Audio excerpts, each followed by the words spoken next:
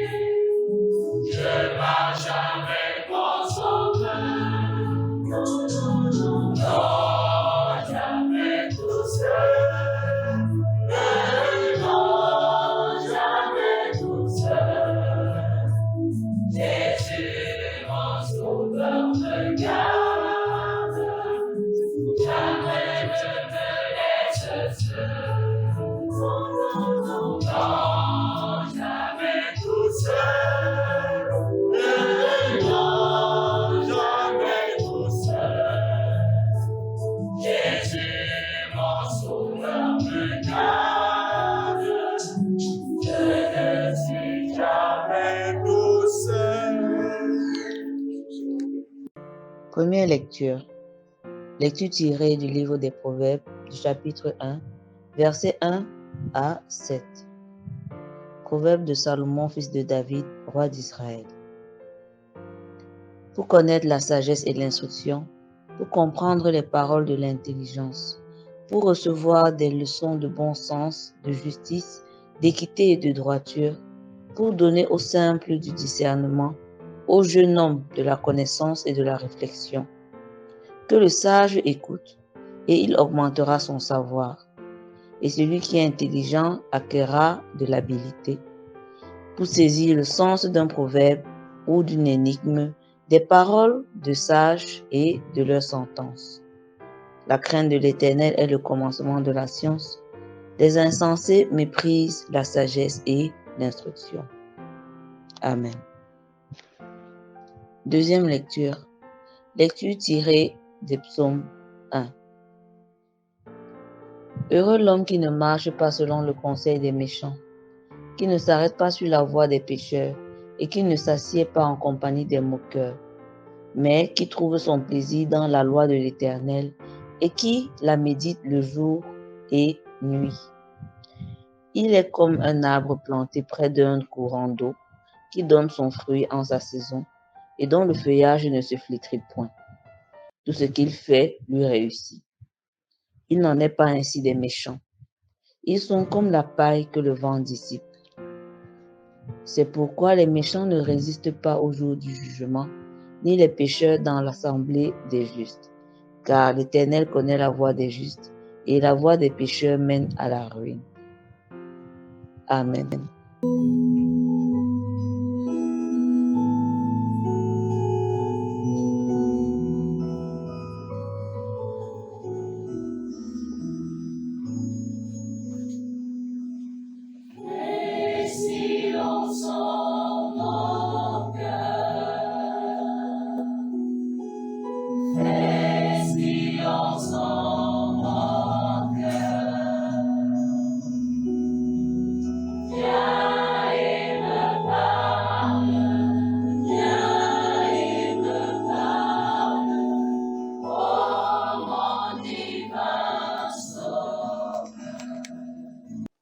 Bien-aimés, chers auditeurs des minutes bibliques, bonjour.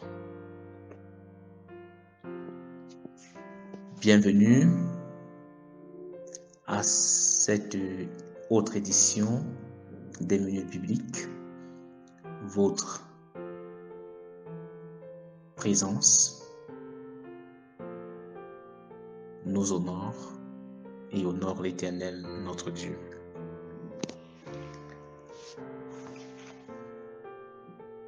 Le texte des Proverbes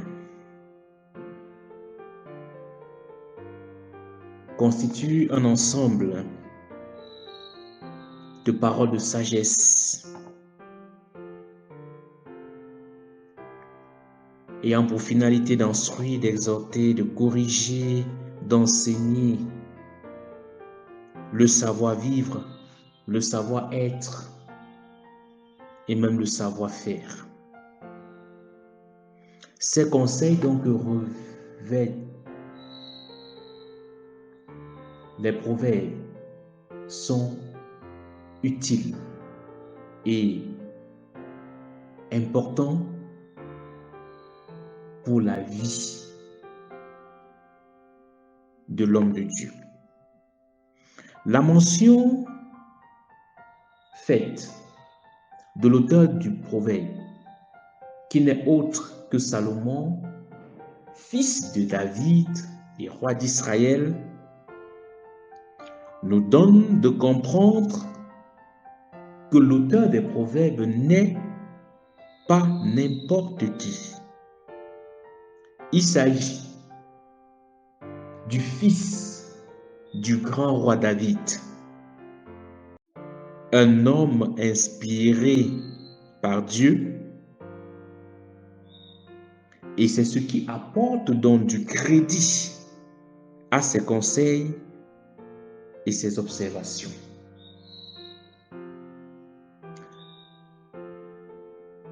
Le texte du proverbe est celui du Psaume, en son chapitre 1, pose un problème sérieux. La provenance des instructions et des expériences que nous devons observer et leur finalité. Bien-aimés, même si les conseils sont utiles, d'où nous viennent ces conseils? Même si des expériences dans des cadres de vie sont utiles, d'où nous viennent ces expériences et quelles en sont leurs finalités? Salomon le roi nous dira que la crainte de l'Éternel est le commencement de la science. L'insensé méprise la sagesse et l'instruction. Autrement dit, l'homme sage, l'homme qui veut réussir, l'homme qui veut être dans le bonheur, prend en considération la sagesse et l'instruction. La crainte de l'Éternel est le commencement de la science. Dans un monde qui se veut rationaliste,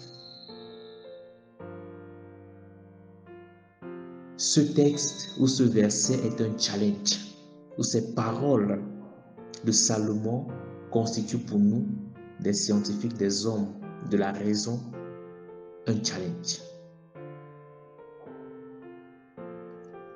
On ne peut être un homme de science véritable, de la connaissance, en faisant abstraction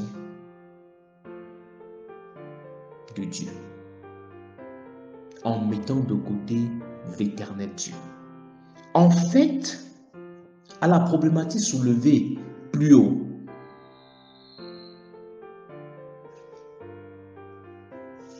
les conseils, les expériences qui apportent le bonheur, la réussite à l'homme doivent découler de la crainte de l'Éternel, doivent découler du respect de Dieu. et de sa parole. C'est dans ce sens que le psaume 1 nous dira « Heureux l'homme qui ne marche pas selon les conseils des méchants, qui ne s'arrête pas sur la voie des pécheurs, qui ne s'assied pas en compagnie des moqueurs pour vivre l'expérience des moqueurs, mais qui trouve son plaisir dans la loi de l'Éternel, dans la parole de Dieu, et qui la médite jour et nuit. » Il est donc comme un arbre planté près d'un courant d'eau qui donne son fruit en sa saison et tout ce qu'il fait lui réussit. Le secret donc du bonheur, de l'épanouissement de l'homme, de la réussite dans les entreprises de l'homme, se trouve dans la parole de Dieu et dans sa méditation. Heureux l'homme qui trouve son plaisir dans la parole de Dieu. Bien-aimé, où est-ce que tu trouves ton plaisir? D'où te vient ton plaisir? Dans la parole de Dieu ou dans la parole des hommes? Dans la pensée de Dieu ou dans la pensée des hommes illuminés de ton temps ou des siècles passés? Notre monde va si mal. On parle de paix et on ne constate que la guerre. On parle d'amour et ce ne sont que des actions de haine. On parle de vivre ensemble et ce ne sont que des divisions. L'image du monde est triste simplement parce que la crainte de l'Éternel a foutu le camp. L'image des familles sont tristes. L'image des individus sont des images tristes simplement parce que la crainte de l'Éternel a foutu le camp. Nous ne trouvons plus notre plaisir en Dieu, dans sa parole, en la méditant, en la scriptant pour la mettre en pratique. Mais nous trouvons notre plaisir ailleurs. Bien-aimés, pour revenir au véritable bonheur et au succès dans nos entreprises, nous sommes invités à revenir à l'Éternel, à trouver notre plaisir dans le Seigneur et dans sa parole. Puisse-t-il nous donner le courage de revenir à lui et de trouver en lui notre plaisir et retrouver dans sa parole la raison de notre vie et de la méditer au quotidien.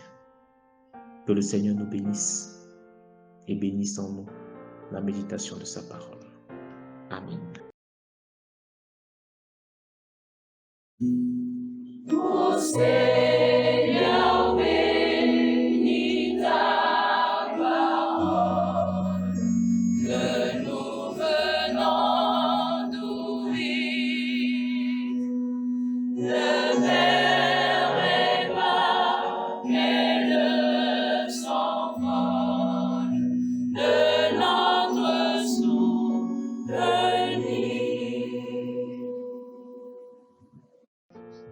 Nous vous remercions une fois de plus pour votre attention et nous souhaitons que la paix du Seigneur soit toujours avec vous.